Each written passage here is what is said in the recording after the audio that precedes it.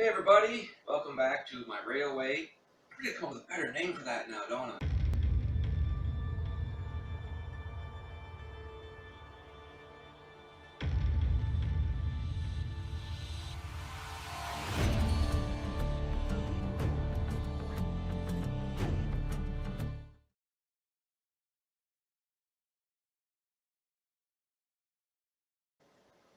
So here we are with the Bachmann Overland Limited train set review. Now, I've been meaning to do this week, but because the current coronavirus outbreak across the globe, and I'm trying to take care of myself on my end, because all this government paperwork and make sure this and this, and you guys get the whole point. Today is going to be the day I review this. So, as you can see, the box is pretty darn huge. It got the Easy Track system. This is the steel track, not the excuse me, not the nickel silver plated. And you got comes with the controller, 63 by 54 inch oval track. I'm surprised there wasn't a little more length to it because this is a long train set. Speaking of train set, I forgot a card. Yeah, pretty much. So in the set you get 9 rolling stock and the locomotive. Actually, let me 1, 2, 3, 4, 5, 6, 7, yeah, 9. And as much as I want to rebox this and do it up properly, those pieces are already long gone in the garbage. This was actually sitting downstairs by my wood furnace getting ready to burn. But I figured now's a good time to bring it back up and get this review done. So, as you can see, we're going to get right into things here. Okay, now that I got all the rolling stock up that comes with the set, I'm not going to go through all of it in great detail.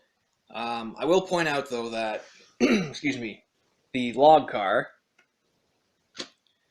has these plastic tangs. Now, these plastic tangs come off to the side of it in, I believe, the left top corner of the styrofoam box or compartment it came in. Don't throw those out, because you need them for this. It helps hold the logs in there.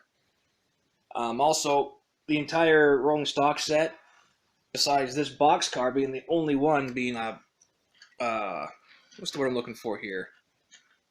An improvement in detail with separately plastic sliding doors and walk top.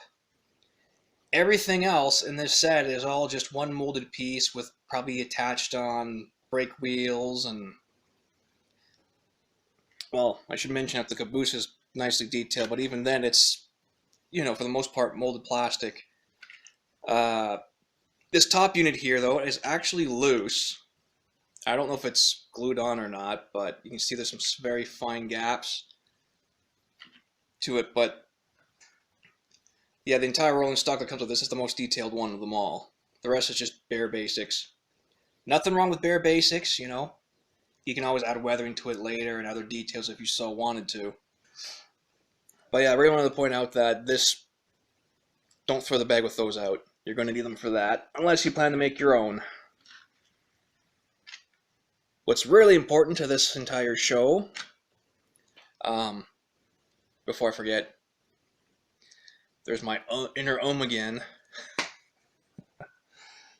The set does come with a very nice, well, this is probably the best DC controller I've ever had. There's no ports on it for accessories, it's just to run your train. Simple plug in right there. Oh, there it goes. And the cabling for the power of the track. And also, before I forget, this entire track is the steel rail. It's not nickel silver. Nothing wrong with steel rail, but if you're going to be working in a place that's cool or got a damp corner, I wouldn't use steel rail. Although, I don't know if I'll integrate this into my layout. I might. I don't know. It's nice to have around to test bench stuff on because it just snips together and stays put. Whereas normally you would have to, like, say, take the snap track that isn't on plastic bedding and tack it down or glue it down or something for making a little test bed platform. So we're going to move on to the main part of the show, is the 484 Overland. Excuse me. So this locomotive is basically a, what should I look here? The entire thing is the Niagara that would have the deflector fins, but this is Bachmann's take on a different variant of the 484. I don't know if this train was historically ever made. Some people saying it's not. Some says it's just a toy train. Who cares? Me personally, I don't care for either or. It's a really cool locomotive. Now, before I get ahead of myself, though, this here is the DC version. I found on browsing Train World that you can get another one of these, but it's DCC ready. So I wonder for this set, this locomotive was tuned down to run on DC current only, and that's that. It does, however, have a directional operating headlight on the front. The back of the unit, though, I don't think it's powered. It does, however, come with a smoke unit. Bachmann did not make the smoke unit. This came with the set and was built that way with the set. So I kind of wonder if the DCC variant has a smoke box or not.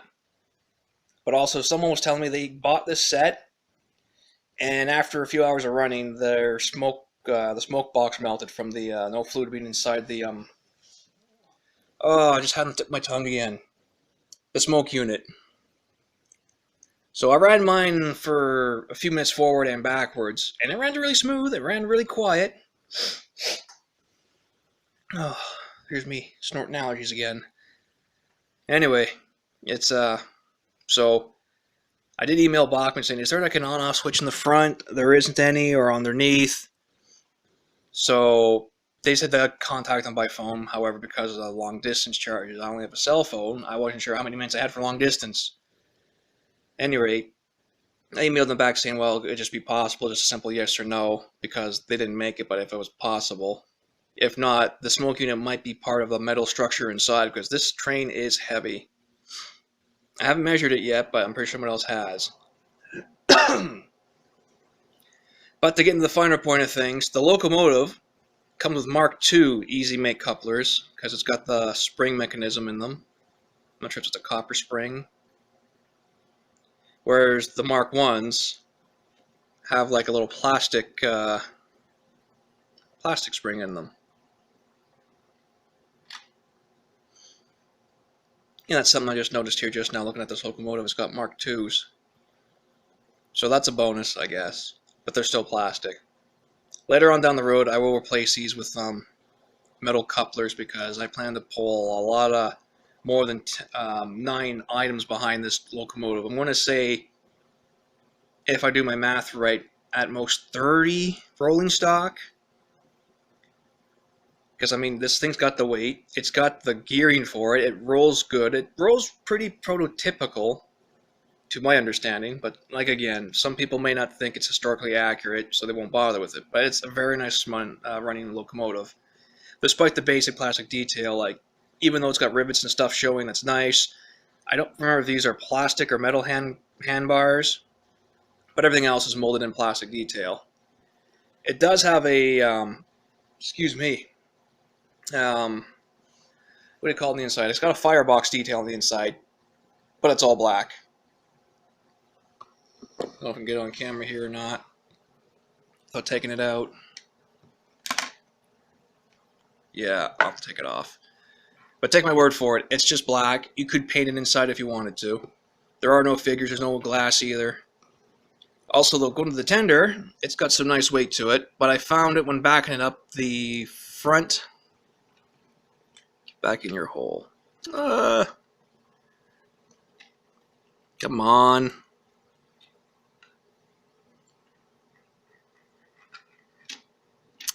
At any rate, well, backing up the tender, because it's got some nice weight to it, but it's a little on the light side for my taste, and sometimes it will derail one of the, what's either the back truck or the front truck. I think it was the front trucks that will come off the rails a little bit.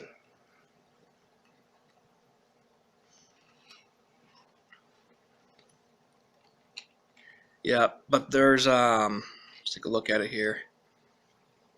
These plastic or metal wheels? Nope, those look like plastic black wheels. Yep. There's even a hole made down there for your speaker. So these are all plastic wheels. The DCC variant, as seen in the picture supplied by Train World, they were metal wheels. So the tender in the DCC variant does pick up, because even right there you can see holes pre-made for a speaker system. Made in China, of course, but we do have some underlay detail, which is nice, even though it's basic.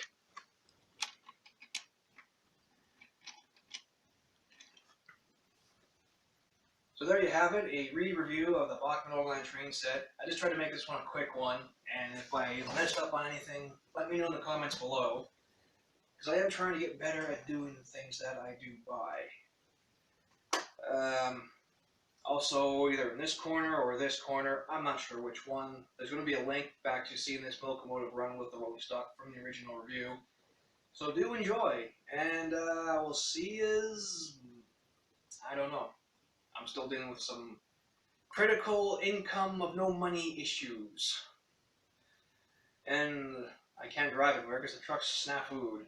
So guys, happy hobbying. And I almost forgot, you can pick up this set from Amazon.ca for $358 Canadian. Of course, price is suspect to change since this review.